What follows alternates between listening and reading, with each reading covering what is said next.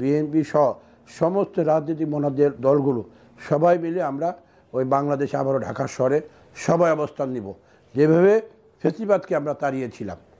নির্বাচনকে নিয়ে কি মনে হচ্ছে, যে আদৌ কি নির্বাচন হবে নাকি সংস্কারের নামে নির্বাচন বারবার পেছানো হবে বলে মনে করছেন? ধন্যবাদ আপনাকে, একটা গুরুত্বপূর্ণ প্রশ্ন করেছেন, বর্তমান সমসাময়িক প্রশ্ন।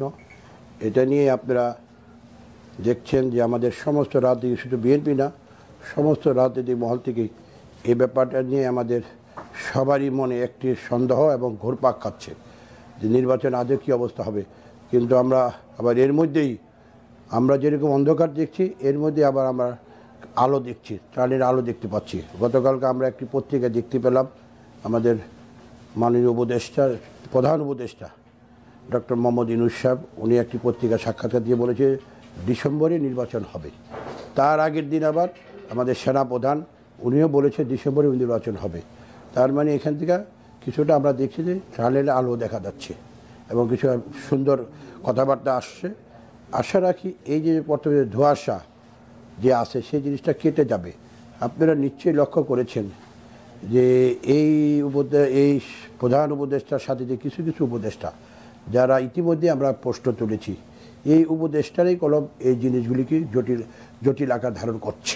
আমি এই বিষয়টা নিয়ে একটু কথা বলতে চাই। সেটা হচ্ছে যে আমরা দেখেছি যে দক্ষিণ সিটি কর্পোরেশনের মেয়র হয়েছেন ইশরাক সাহেব, তার শপথ নিয়ে টানা 8 দিন আন্দোলন চলেছে। আপনার কি মনে হচ্ছে, যদিও তারা বলছে বৈষম্য বিরোধী বা বৈষম্য থাকবে না, কিন্তু আপনার কি মনে হচ্ছে যে এই উপদেষ্টারা থাকার কারণে নির্বাচনে বৈষম্য আসবে কিনা?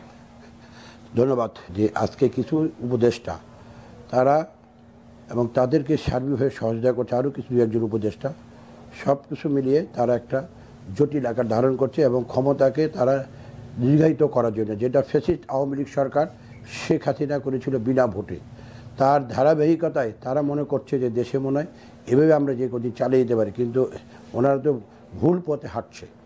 আপনারা লক্ষ্য করেছেন এই দেশের মানুষ বিএনপি 17 বছর আন্দোলন সংগ্রাম করেছে মানুষের ভোটের অধিকারের জন্য, মানুষের ভোট অধিকার দিতে পারে সেটা সেই জন্য, এবং সেই জন্য শেখ হাসিনা ফেসিবাদ, শেখ হাসিনার কী অবস্থা হয়েছিল, সে বাংলাদেশ থেকে বাধ্য হয়েছিল, জনগণ সবাই মিলে তাকে বিতাড়িত করেছিল।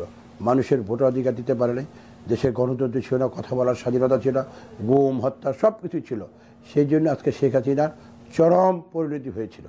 এবং তারা যদি ভুলে যায় যে নির্বাচনে নির্বাচন ছাড়া আমরা দীর্ঘায়ু ক্ষমতা আমরা দীর্ঘায়ু করব, এটা তাদের কোনো ভুল এবং তারা কোনো সঠিক পথে যাচ্ছে না। আমরা মনে করি এই বর্তমান প্রধান উপদেষ্টা উনি একজন বিচক্ষণ লোক, উনি খুব ইন্টারন্যাশনালি গ্রহণযোগ্য ব্যক্তি, নোবেল পুরস্কার প্রাপ্ত, জ্ঞানী গুণী লোক, সব দিক দিয়ে পড়াশোনা সব দিক দিয়ে উনি। সেই জন্যই গতকালকে আপনারা আমরা যেগুলো দেখেছি ফেসবুক থেকে শুরু করে বিভিন্ন জায়গায় ওনাদেরই কথাবার্তা যে আসছে যে উনি পদত্যাগ করতে যাচ্ছে। এবং রাগ সেটা কিসের থেকে, রাগ খুবতে 3 জন উপদেষ্টাকে ডেকে বলেছে যে আমি আর এখানে তোমাদেরকে, আমরা যেটা শুনছি কতটুকু কি, যে আমি আর এখানে আমার পূর্বের জায়গায় চলে যাব। কারণ তারা যেসব কাজগুলো শুরু করেছে দুর্নীতি, আজকে যে দুর্নীতির জন্য শেখ হাসিনা আজকে যে মানুষ বিভিন্ন জায়গায় তার নামে যে দুদকের মামলা হচ্ছে, এই দুর্নীতির জন্য যে এলজিআরডি মন্ত্রী তার এপিএস, একজন এপিএস কার থেকে, এপিএস তো ঘনিষ্ঠ লোকই হয়, তার এপিএস তার ইশারা ছাড়া কি সে দুর্নীতি করতে পেরেছে? 450 কোটি টাকা কী বলে আবার আমাদের হেলথ উপদেষ্টা তার পিএ, তারও দুর্নীতি। মাত্র 9 মাসের মধ্যে যদি এই দুর্নীতি অবস্থা হয়, তার মানে চিন্তা করে দেখেন। আজকে দেখবেন প্রতিটি ছাত্ররা তারা আপনারা করেন আন্দোলন সংগ্রাম করে সরকারকে আপনারা সহযোগিতা করেছেন, সেই জন্য কি আপনারা রাতারাতিতে বড়লোক হয়ে যাবেন? আঙ্গুর ফুলা কলা গাছের অবস্থা তারা আজকে দেখেছেন বিভিন্ন জায়গাতে যে টাকা পয়সা ধন দৌলত বিভিন্ন উপজেলায় তারা বিভিন্ন সেক্টরে তাদের পয়সার পাহাড় ঘটেছে। সমস্ত সমন্বয়ক এনসিপি যারা ছাত্রদের পার্টি, তারা আজকে এটা তো তাদের আদর্শ থাকা উচিত না। আমরা তো ছাত্রদের করে আসছি, আমরা তো 90 সালের স্বৈরাচারের বিরুদ্ধে আন্দোলন সংগ্রাম করেছি, আমরা তো এরকম কখনো করিনি, এই চিন্তা ভাবনা কখনো নিয়ে নেই মাথায়।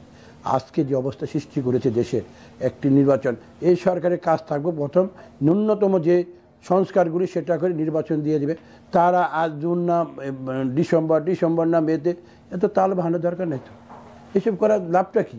এটি করে দেশের আর সৃষ্টি করছে। আজকে ইশরাককে আদালত রায় দিয়েছে, তারপরেও আজকে আমরা দেখতে পাচ্ছি এলজিআরডি মন্ত্রণালয় থেকে ওইখান থেকে তার সামারি যেটা নেওয়ার সে প্রয়োজনীয় সে ব্যবস্থা না হচ্ছে না।